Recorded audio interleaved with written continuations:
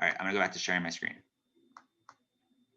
All right, so plants given Brondo, we're trying to figure out how many plants were given Brondo, how many plants were in our sample size. So one way to do that is you could do the count function. You could say equals count. You could either count through them yourself, or you can let Google Sheets count for you, and say equals count, and then select all of your data in that group. So for this group, we're gonna have it count for us, and it counted that we have 31 samples in that group. So I'm gonna put n equals 31. All right. If you notice, we have the exact same number in the other group. You could actually pull this over. Whenever you drag a box over like that, so when you drag the bottom right-hand corner of a box, it copies the formula into the next box over. So now it looks, look, I changed the count to this one, this set of data. So this count function is, there's 31 of the other group as well. So I'm going to write n equals 31 for the number of plants given water also. So now we have the sample size written down. Sample size is important. If you're taking notes, you'll want to write down, I don't know if the videos describe this, but whenever you're doing a research study, the more sample, the greater the sample size, the stronger the research. So, and there's kind of like this magic number of 30 in research. If you have a sample size of 30 or greater, then you have a good sample size, and you don't have to worry about doing other tests to see if your sample size is large enough to find an effect. If it's 30 or higher, then it is large enough. If it's lower than 30, then technically you're supposed to be doing other I forget what it's called, some sort of power analysis test to figure out if your sample size is good enough. But I would just shoot, when you're doing your IA, if possible, I would shoot for a sample size of 30 or more, because then you'll just know that that is enough of a sample size to find an effect. All right, so we have a sample size of 31, so we're good on sample size. Next, we want to find the average plant height for each group. Also, you'll notice the different colored boxes. I'm sorry if anybody has trouble seeing colors, but if you'll notice in the directions, I put that we have yellow boxes are the questions, orange boxes are where you're going to type an answer, and then green boxes is where you're going to enter a formula. So here I'm going to enter a formula to figure out the average for the Brondo group, which is the one on the left, and then the average for the water group, which is the one on the right. Also, if you guys have any questions as I'm going, feel free to stop me, or feel free to type in the chat if you have questions or whatever. Or if I'm going too fast, let me know as well. So I'm going to type in equals average, because that's the formula I was using. I put my first parenthesis, and then I'm just going to select the data that I want to find an average of.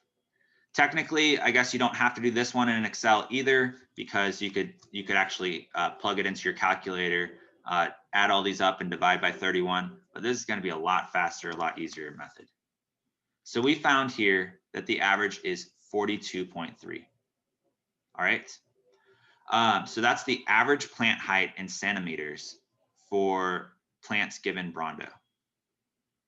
Next, we want to find the average for the plants given water. And we could type in our same formula, equals average, and we're going to put our first parentheses, and then we're going to select our data. All right, and then we found that the plants given water have an average plant height of 45.1 centimeters. So that's one way to find the average in the second group. Or if you listen to what I was saying with dragging that little box in the bottom right hand corner to copy a formula over, you could actually do that here. So since we calculated the average for this group on the left, we could enter that same formula over one box if we just drag this bottom corner over one. And look, it calculated the average and just did it all for us. So just a little shortcut. I would always, if you do use that shortcut, always just double check to make sure the data, it got the right data. But yeah, that'll work. All right, so we just calculated the mean, which is another word for average. And so when we're reporting data, it's always going to be important, again, to write mean plus or minus the standard deviation. So next we need to calculate the standard deviation. If we go back up to our formulas, there was a formula for standard deviation. It is equals STDEV, and then you're going to select the first range and then the second range. So, oh wait, hold on.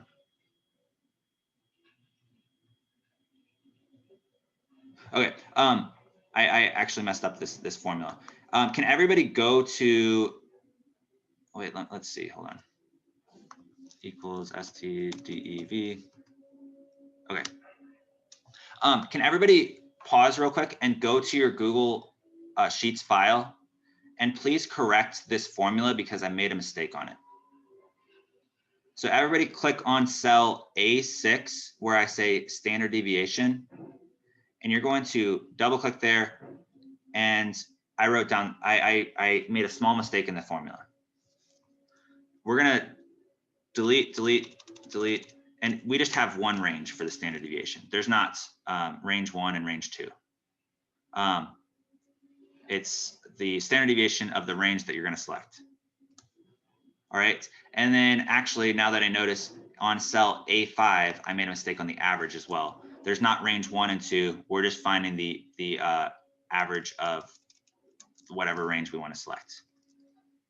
So please go to cell A5 and change equals average range 1, range 2 to just equals average range. So whatever you're selecting. And then the standard deviation, do the same thing, equals standard deviation, and then just range. All right, so I'll give you like 20 more seconds to do that. Sorry about that. Try to double check, but you know, sometimes I make mistakes. All right, can you guys give me, whenever you're done, can you give me a thumbs up emoji once you made that correction?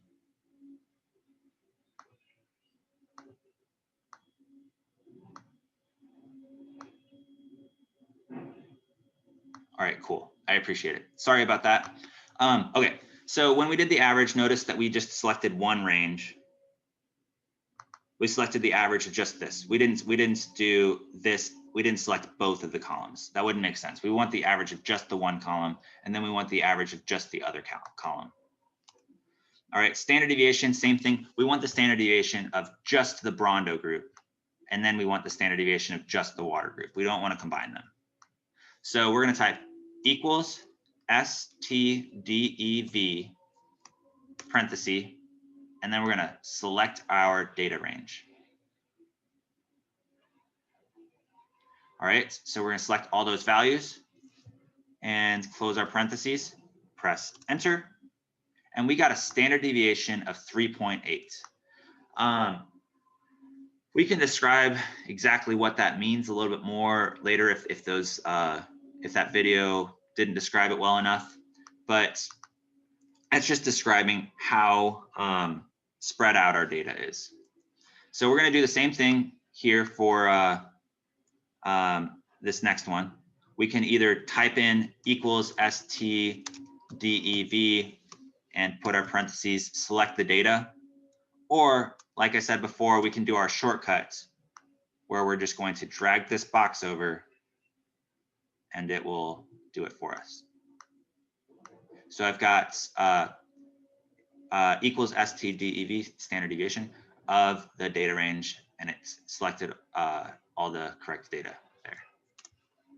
All right, so we got a standard deviation of 3.8 for the Brando group, and then a standard deviation of 3.9 for the water group. I believe that's, or actually I know that's in the Excel file. I actually went through and changed the number of decimal places. I messed around with this value here for you, but I wrote an important note here. The mean should be rounded to one more decimal than the data set. So notice we have 0 decimals in this data set. So when I report the mean, I want to do one more than 0. So I'm going to put to 1 decimal place. And then the standard deviation, same thing. Standard deviation should be rounded to 1 more decimal place than the data sets. So we have 0 decimal places in all these data. So I want to round the standard deviation to 1 decimal. If I had 2 decimals places, then for the data set, I would round to 3 decimals. So you're always doing 1 more decimal place than the data set. All right, so we now have our mean and standard deviation. So what we want to do here now is we want to type in our mean plus or minus the standard deviation. So we're going to do that for the Brando group, which is these values on the left. And then we want to do it for our water group, these values on the right. So, all right, so if I go to, I want to copy and paste this symbol right here, plus or minus, so I can use it. And I want to now start typing. I'm going to say for the Brando group, which again is the ones on the left, I say our mean is 42.3. Then I'm going to copy and paste, Control V, plus or minus our standard deviation 3.8. All right, and then I'm going to do the same thing for this the water group. We have 45.1 plus or minus 3.9.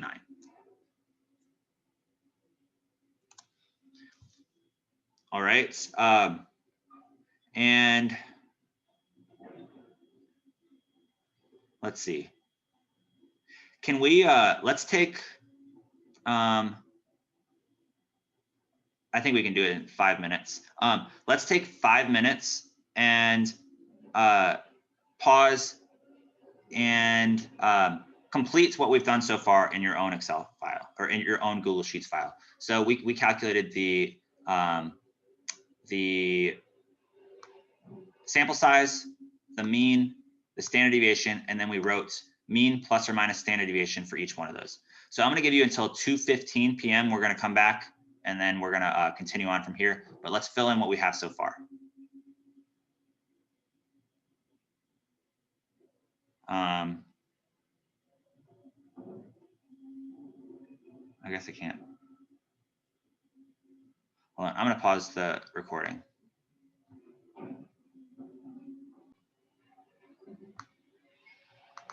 All right, we're going to do some critical thinking and look through this next question.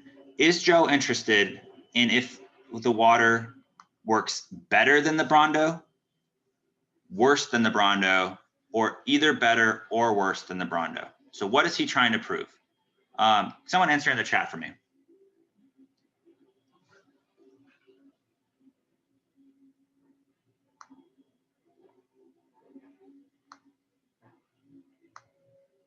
All right, he is trying to prove that the water works better than the Brando. So I'm just going to type in, he's trying to prove that the water works better than the Brando. All right, and then that's going to help us determine if we're going to use a one-sided t-test or a two-sided t-test. If you're trying to prove if something is like better then you'll use a one-sided t-test. If you're trying to prove if something is worse than something, you'll use a one-sided t-test.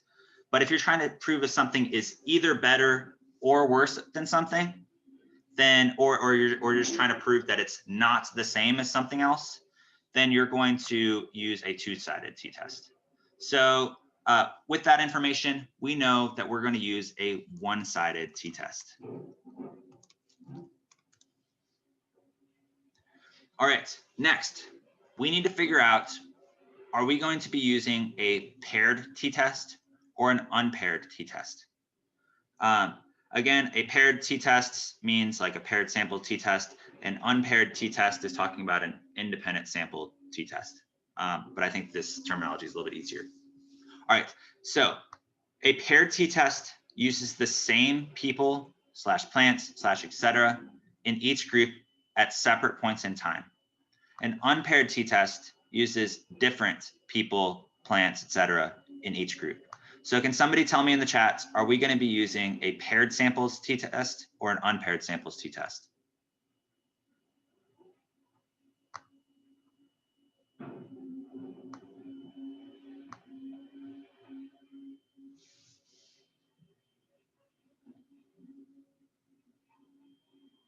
And sorry, let's go back through the question.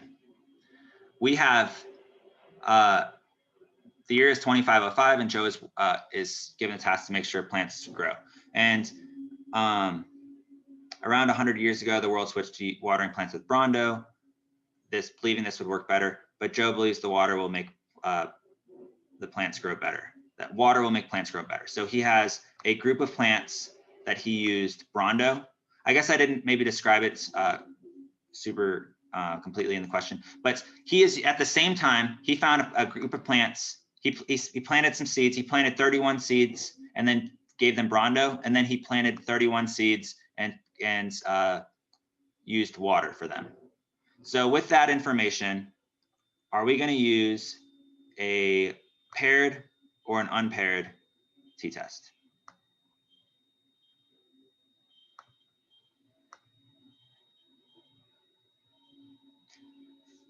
Yeah, I agree with Andrew, or with Drew. We are going to use an unpaired t-test because these are different plants. We're not using the same plants once and then after a period of time we're using a different. Sorry, you're not using one plant, watering it with Brawndo for a little bit and then waiting some time and then watering it with water. That wouldn't work for plants because we need to start with a height of 0 for both, and then after 1 month it'll grow a certain amount. We can't have it grow a certain amount, send it back to the ground, and then make it grow a certain amount with a different product. So here we are using an unpaired t-test because we have 2 different groups. One group was given Brawndo, one group was given water. All right, and then this information that we just found, that we're doing a one-sided and an unpaired t-test, is going to help us run this t-test. So we're going to find our p-value from doing our t-test here. So I'm going to type in the formula for t-test. So I'm going to scroll up to our formulas, and our formula for t-test is equals t-test. And then you're going to select the first range, which is group 1, the Brawndo group. Then you're going to select the second range, which is the water group. And then you're going to select the number of tails. So type 1 for a one-tailed t-test, 2 for a two-tailed t-test. And then you're going to select the type of t-test, a paired t-test or an unpaired t-test. So let's go ahead and do that. So 1 for a paired t-test, 2 for an unpaired t-test. All right, so I'm going to type in equals t-test, and then I'll put my parentheses. And so again, the first thing that I'll select is the range 1, which is the Brawndo group. And then I'm going to put a comma. And then I'm going to select the second range, which is the water group. And then I'm going to put another comma. And let's scroll back up to our formula so we know that we're typing in the right thing. The next thing we need to type is the number of tails. We said that Joe is trying to prove that the water works better than the Brawndo. So that means we are going to do a one-sided t-test, a one-tailed t-test. So we're going to type a 1 for one-tailed t-test.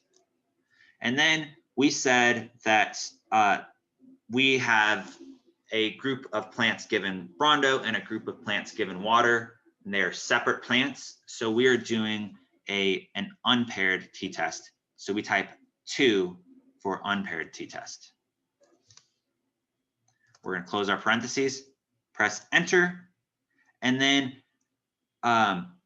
Google Sheets is really nice because it skips a few steps for us. We instead of telling us a t-value or a t-score, and then us having to use that to calculate a p-value, it just gives us the p-value. So again, it does all the calculations for us. It even skips a few steps for us because it knows that the only reason that we're doing a t-test is to find the p-value. So we're given the p-value here of 0.003. All right. And so now I want us to rewrite the p-value by using the correct number of decimal places and symbols. So whenever we write p-value, we are going to do it in italics and capitalized. So italicize and put a capital P, then stop italicizing everything. And you're going to write, stop the italicizing, and then type in equals. How many decimals should we round to? In this case, there was a guiding document on Google Classroom that you guys read through last time. But in this case, we're going to round to, we're going to say p equals 0.003. Also, something in that document that you might have skipped over.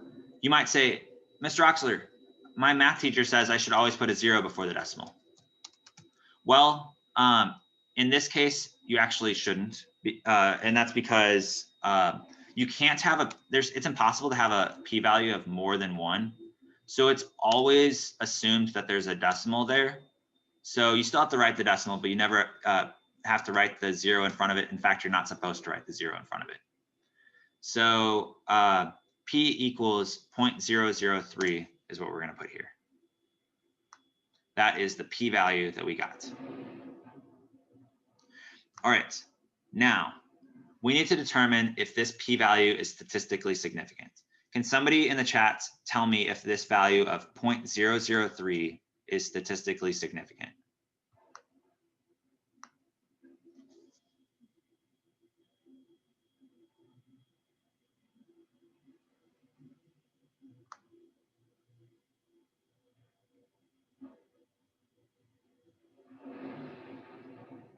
There was a certain value I believe the videos talked about it. There's a certain value that we use in research that we just commonly agreed upon of if it's less than a certain value, then it's going to be statistically significant. So Jafet is correct in saying that it is statistically significant. And then Alberto is almost correct in saying that it's less than 0.01. It's actually, the value is if it's less than 0.05. So obviously 0.01 is less than 0.05. So if it's less than 0.01, then it's definitely statistically significant. But in research, we've all agreed upon the value of 0.05 as being the cutoff. So if a value is less than 0.05, then it is statistically significant. So 0.003 is less than 0.05. So that tells us that this p-value is statistically significant. All right. So now what can we conclude about the effect of water on plant growth versus the effect of Brondo on plant growth? Are we, can we conclude that water works better than Brondo? Or we're either going to say water works better than Brondo, or we're going to say that water does not work better than Brondo. Remember, Joe was concerned with testing if the water works better than Brondo. So we're going to say it either does work better than Brondo, or it does, or there's not enough data to conclude that it works better. So what are we going to say here? We said that the data is statistically significant. So what should we say with our conclusions here?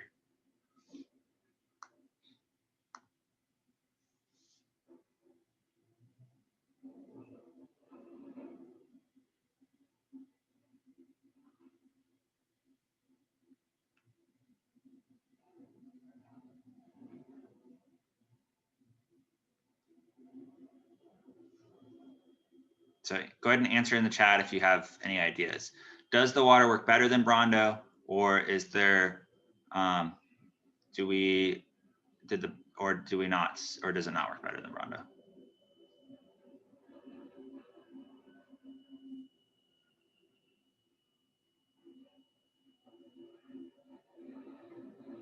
Cool, I agree with that.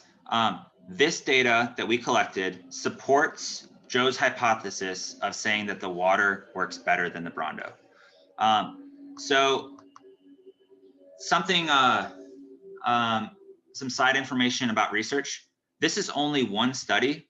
So one study doesn't ever prove anything. So you want to be careful about your terminology when you're doing your IA. You don't want to say that your research proved something. Your research from one study, you will never prove anything. We need a lot of studies to all support something to prove something. So Joe here has found really good evidence that the water works better than the Brawndo, but he didn't prove it, because there is a possibility that that something went wrong in the research, or that this happened by chance. There's always the possibility that it just so happened that the plants in the water grew more than the plants in the Brawndo. So that could have happened by chance. So we didn't prove anything. So just be careful. Don't use the word prove in your IA. We have found supports that the water, there's evidence that the water works better than Brawndo. So, and you want to be really descriptive in your conclusion. I'm not going to be too strict on what you have here. I don't need a full multiple paragraph conclusion. I just want to make sure you don't use the wrong terminology. And we just say that Joe has shown that plants given water, or we could say shown that in a 1 month period of time, plants given water grow more than plants given Brawndo. So that would be an acceptable conclusion for us. He has shown that. You don't want to say he proved that. He didn't prove anything. He just showed that in this study that he ran, it suggests that the water works better than the Brawndo. However you want to describe it, but you just be careful. Don't use the word prove. Also, in any kind of conclusion, you want to give the details of the specific study. So this study took place in a 1 month period of time. It is possible that maybe the Brawndo, it doesn't start working better until after 1 month. So let's say the Brawndo doesn't make the plants grow as much in the first month, but then after the first month, the plants just grow through the roof, and they hit a growth spurt after 1 month. That's possible. So that's another reason why we can't prove this, and that we also need to specify the amount of time. So in a 1 month period of time, which is the duration of this research study, the plants given water grew more than the plants given Brawndo. Okay, I'm going to give you all 4 minutes to catch up to where we're at in your own thing. So at 2:35, we'll come back, and then actually, here's what I'm going to do. Here, let me pause the recording.